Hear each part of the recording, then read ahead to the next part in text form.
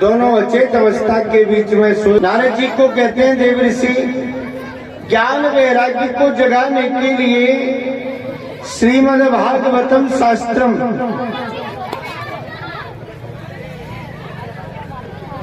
श्रीमद् भागवत की कथा इनको श्रवण कराओ। आनंद घाट के बीच में जाकर के कथा को श्रवण कराया। भक्ति ज्ञान और वैराग्य युवावस्था को प्राप्त होकर के और महाराज नाचते कूदते उछलते जय जयकार करते करते ठाकुर जी का स्मरण करते करते हरिद्वार के पास में आनंद घाट के बीच में पधारे। वहां सनकादि के ऋषियों के द्वारा और भागवत जी की कथा सुनाई गई। देव ऋषि नारद जी ने ज्ञान वैराग्य की निद्रा को दूर करने के लिए और भागवत जी की कथा का ये आयोजन किया। मेरे भाई बहन, नारद जी महाराज से भक्ति माता प्रार्थना करने के लिए लगी, हे देव ऋषि धन्य आपको, जयति जगति मायाम यस्य कायाधवस्ते वचन रचन में कम केवलम चाकलय्य ध्रुव पदमपियातो यत्कृपातो ध्रुवोऽयं सकल कुशल पात्रम ब्रह्मपुत्रम नतास्मि। महाराज ब्रह्मपुत्रम नतास्मि। देव ऋषि नारद जी की भक्ति महारानी ने प्रार्थना की, हे देव ऋषि आज तुम अपनी बीना के स्वर में ताल भर करके और त्रिलोकी के बीच में हर स्थान पर अब भगवान नाम उच्चारण करते घूमते हो। भगवान की गुणानुवाद को बढ़ाने का श्रेय केवल और केवल आपको ही प्राप्त होता है। नारद जी महाराज ने प्रसन्न होकर के भक्ति ज्ञान वैराग्य का उद्धार किया। आगे महाराज भक्ति महारानी से पूछा गया, देवी तुम कौन हो और कहाँ तुम्हारा जन्म हुआ? श्री राम वृंदावन के बीच में कैसे आए? भक्ति माता कहने के लिए लगी, देव ऋषि उत्पन्ना द्रविड़ेशा पृथ्वीं कर्णाटके गता क्वचिद् क्वचिन् महाराष्ट्रे गुर्जरे जीर्णतं गता। मैं द्रविड़ देश के बीच में उत्पन्न हुई, कर्नाटक के बीच में बड़ी हुई, महाराष्ट्र के बीच में युवावस्था को प्राप्त हो गई। गुजरात में जैसे ही आई तो मेरा शरीर जीर्ण शीर्ण हो गया, लेकिन धन्यम वृंदावनम तेना भक्ति यत्रति नत्र च। नवयुक्ति का रूप और वृंदावन के बीच में जैसे मैंने प्रवेश किया तो मैं फिर से नवयुक्ति हो गई। लेकिन ये दोनों के दोनों मेरे बेटा वृद्ध हो गए, मेरी तो जवान अवस्था रह गई और मेरे बेटा दोनों बूढ़े के बूढ़े ही रह गए। महाराज आज देव ऋषि नारद जी महाराज के अथक उपाय से और ज्ञान वैराग्य को अपनी अवस्था वापस लौटाई। भगवान नारद जी महाराज के द्वारा और आनंद पूर्वक कथा का समागम हुआ।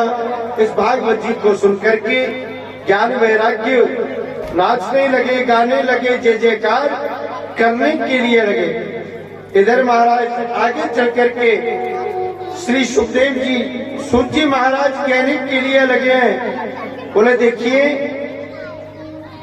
श्रीमद् भागवती वार्ता प्रेत पीड़ा विरास। श्रीमद् भागवत जी की कथा प्रेत पीड़ा को भी दूर करने वाली है। अब यहाँ आपके लिए एक पुराना इतिहास श्रवण कराया जाए। महाराज, तुंगभद्रा नदी के तीर में एक नगर बसा हुआ था, जिस नगर का नाम था जी अनुपम।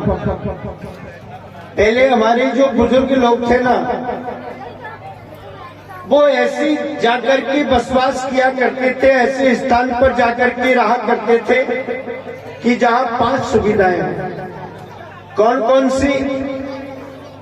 बोले नदी बहती और बहरा, अज पंडित और नरेश, तुलसी जहां पर ये नहीं, छोड़ चलो बोले।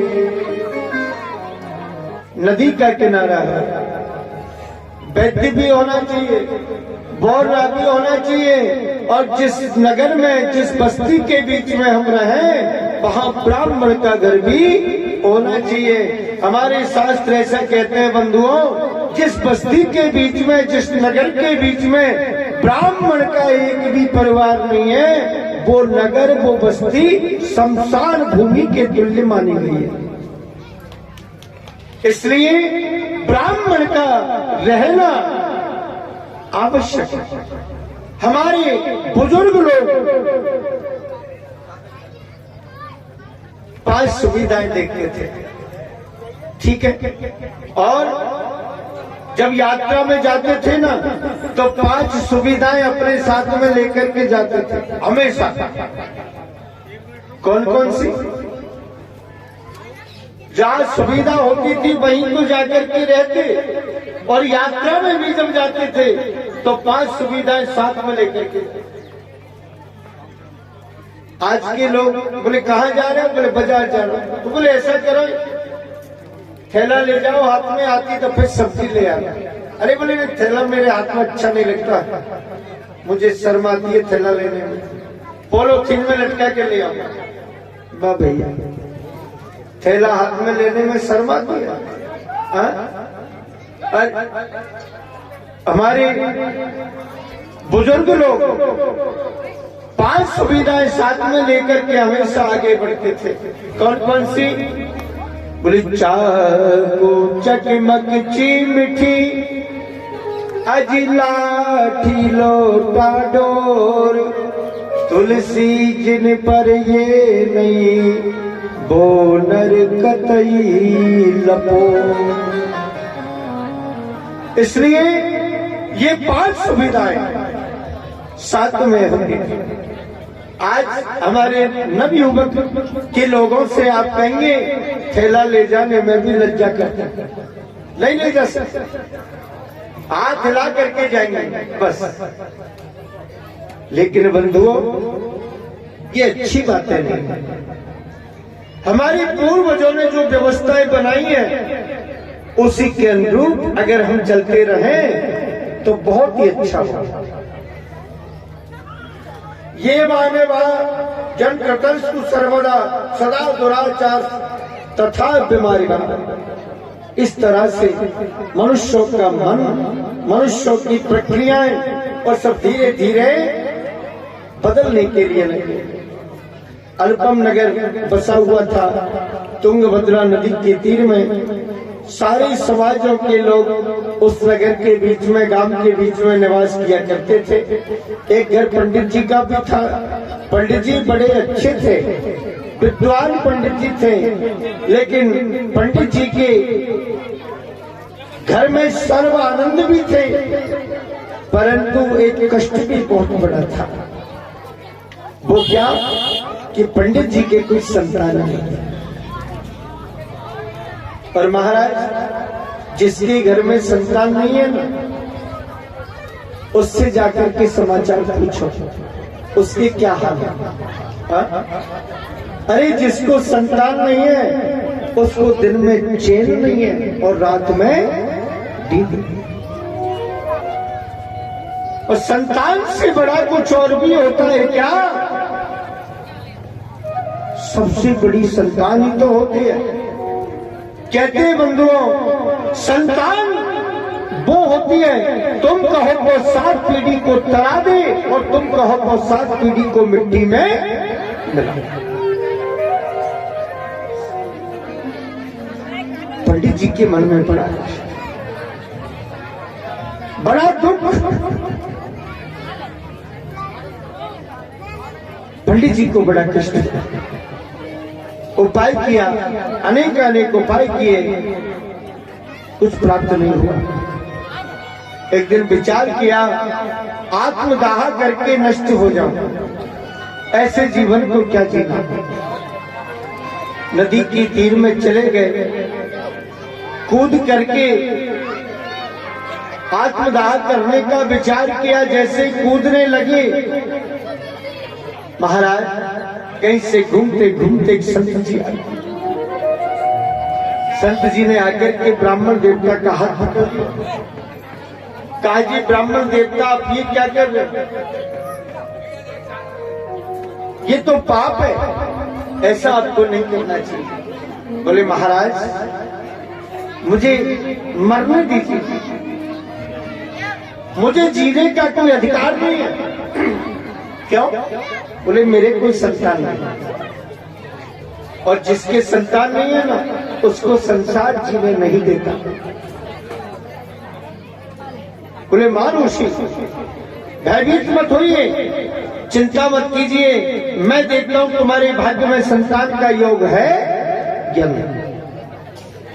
मेरे भाई बहन, महात्मा जी के सामने पंडित जी हाथ जोड़ करके खड़े हो गए।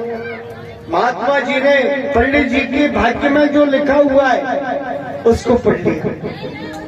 महात्मा जी ने कहा कि ब्राह्मण देवता महाराज अब तक तो मैं फिर भी अपने प्राणों को बचा करके रख सकता था, लेकिन अब मैं जीवित नहीं रह सकता, अब तो मुझे मरना ही पड़ेगा। ब्राह्मण देवता को महात्मा जी ने रोके। महात्मा जी ने कहा मरने से क्या होगा। बोले महाराज अगर आप कहते हैं तो मैं नहीं मरूंगा। ब्राह्मण ने क्या किया, एक नदी की तीर में से पत्थर उठा लिया। बोले कि अभी अपने मस्तक के बीच में पत्थर को मारता हूँ, सिर फट जाएगा, मेरे प्राण निकल जाएंगे, मेरी मृत्यु हो जाएगी। नगर के लोग कहेंगे कि बाबा जी ने ब्राह्मण मार दिया, बदनामी तुम्हारी होगी। संत जी ने विचार किया कि ये तो अच्छी बात नहीं है, मौसम कुछ गड़बड़ है।